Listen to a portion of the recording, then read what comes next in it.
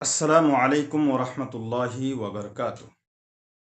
পৃথিবীতে অসংখ্য ধর্ম রয়েছে। এই পৃথিবীতে প্রায় 4,000-এরও বেশি ধর্ম রয়েছে। আর এই সমস্ত ধর্মগুলো মূলত গঠিত হয়েছে আকিদার ভিত্তিতে। এবার আমরা আসি যে আকিদা কাকে বলে। আকিদা হচ্ছে এমন বিশ্বাস যা দ্বারা মানুষ নিজের ঈশ্বরকে চিনতে পারে, নিজের আল্লাহকে চিনতে পারে। আকিদা হচ্ছে দৃঢ় বন্ধন। এই আকিদার উপরে ভিত্তি করে পৃথিবীতে 4,000 ধর্ম আবিষ্কার হয়েছে। এই আকিদার উপরে ভিত্তি করে আমরা কিছু মানুষকে হিন্দু বলি। এই আকিদার উপরে ভিত্তি করে কিছু মানুষকে আমরা খ্রিস্টান বলি। এই আকিদার উপর ভিত্তি করে কিছু মানুষকে আমরা নাসারা বলি, ইহুদি বলি। এই আকিদার উপরে ভিত্তি করে কিছু মানুষকে আমরা হানাফি, সাফেঈ বলি। এই আকিদার উপরে ভিত্তি করে কিছু মানুষকে আমরা মুতাজিলা, কাদরিয়া এবং আশআরি বলি। এবার আসি যে আকিদার গুরুত্ব কি। ইসলামের মধ্যে আকিদার গুরুত্ব সব থেকে বেশি। ইসলামের মধ্যে আকিদা যার সঠিক নেই তার কোনো মূল্য নেই।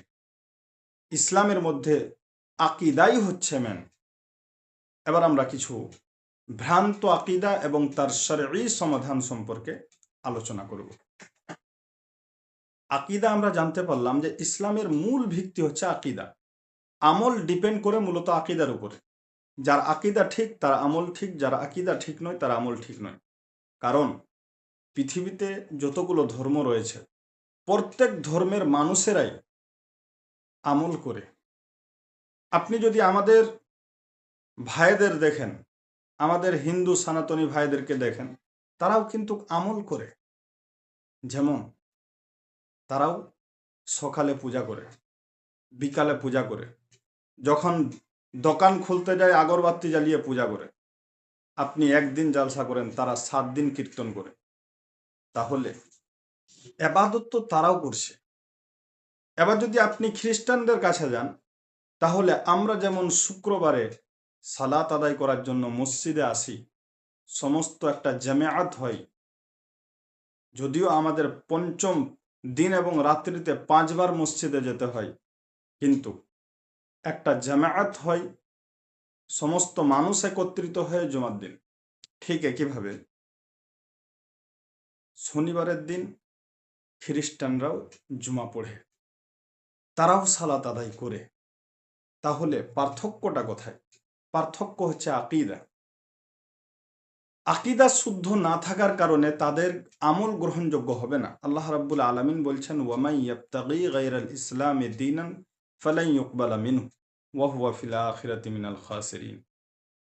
যে ইসলাম ব্যতীত অন্য কোনো মতাদর্শ, অন্য কোনো পন্থা যদি কোনো মানুষ আবিষ্কার করে, আল্লাহর কাছে সেটা গ্রহণযোগ্য নয় এবং তারা আখেরাতে ক্ষতিগ্রস্তদের অন্তর্ভুক্ত হবে। প্রিয় ভাই আমার, তো আকিদাই হচ্ছে মূল।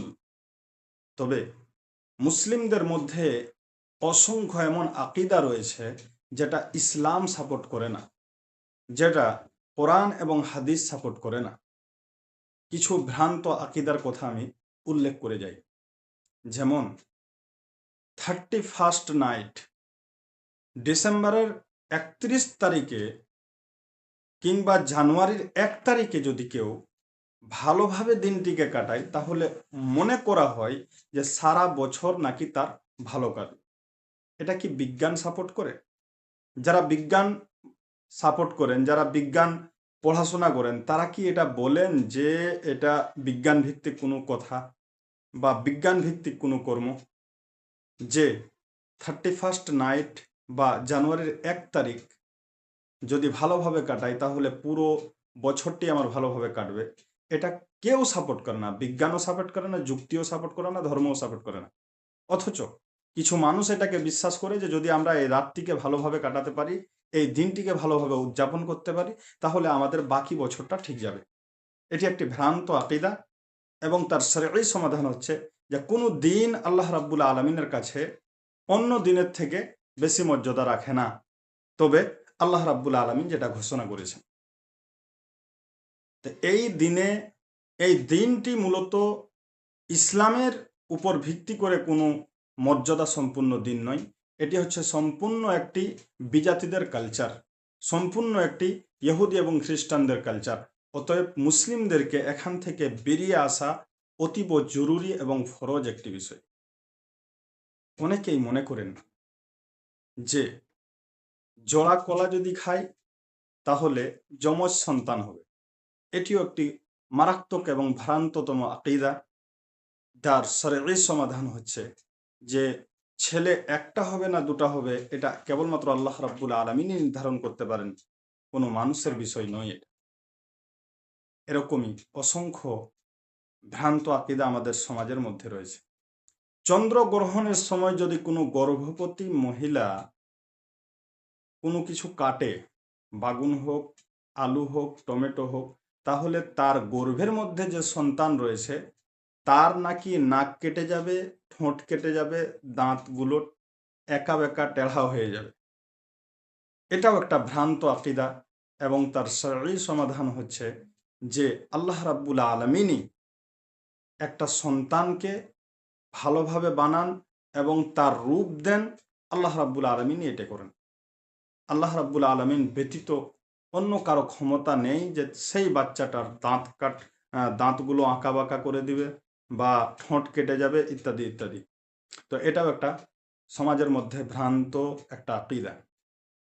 ভ্রান্ত আকিদার মধ্যে আরেকটি গুরুত্বপূর্ণ হচ্ছে যে 2 বছর, 4 বছর, 5 বছর হয়ে গেছে, বিয়ে করেছেন, কোনো রকম বাচ্চা কাচ্চা হয় না। এবার আল্লাহ রাব্বুল আলামিনের ভান্ডারে বাচ্চা নেই, এবার যেতে হবে আমাদেরকে পীরেদের কাছে।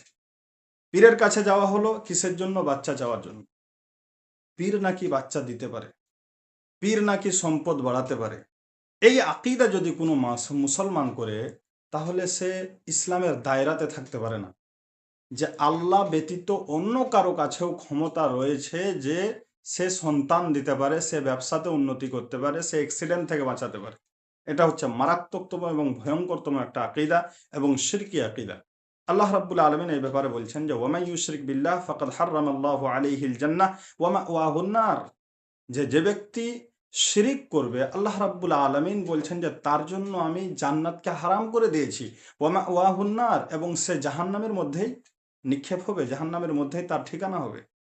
তাহলে এই আকিদাও হচ্ছে একটি মারাত্মকতম এবং ভয়ঙ্করতম আকিদা।